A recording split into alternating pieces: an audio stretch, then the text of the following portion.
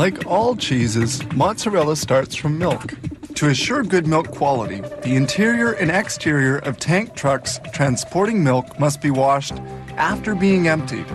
A tank such as this one can carry an average of 30,000 liters of raw milk at a temperature of 3 or 4 degrees centigrade. Raw milk destined for cheese making contains 3.8% fats and 3.3% proteins. They store the milk and whey, a milk byproduct, in these immense silos, each with a capacity of 225,000 liters. This milk separator extracts surplus cream to adjust the percentage of fat according to the type of cheese to be made.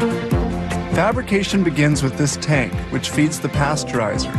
Pasteurization sterilizes beverages which can easily ferment.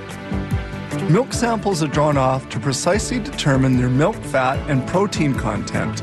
Tests are carried out in this laboratory where they impose controls.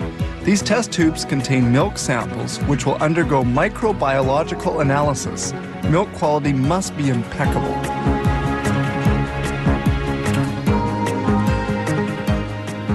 This is a curdler with a 25,000 liter capacity into which milk and other essential ingredients for making mozzarella are introduced, such as the enzyme rennet that curdles the milk. This mix must be well stirred and cooked. The agitators are used to cut the whey into little lumps. This step takes about 30 minutes. The temperature of the tanks depends on the type of cheese they're making. Agitators continue stirring the milk. Once cooking is done, the whey is pumped onto tables to be drained. It stays there for about 25 minutes. The solid and the liquid are now well separated.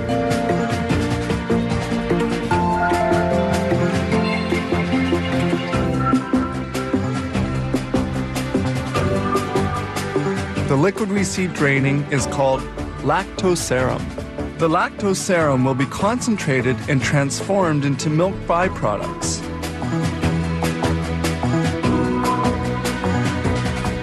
The water has been almost entirely extracted and the cheese particles are now sufficiently dry.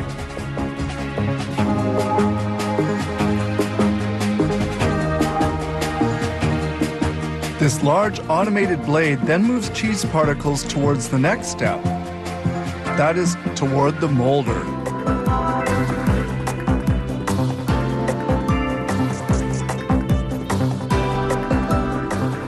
In the molder, the cheese is cut up before being carried to the cooker, the final processing step. It appears that this mozzarella has just the right texture.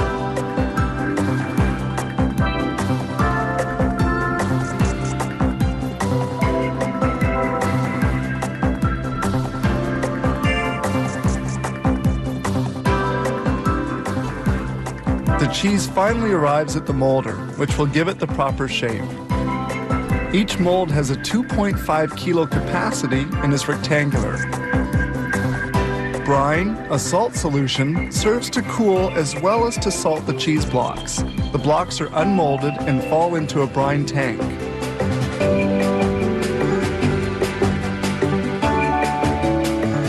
Following on, the cheese blocks will remain in another brine solution for a while. They are then carried by a conveyor towards another tank, where they will be immersed for 4 to 10 hours at a temperature of 2 degrees centigrade.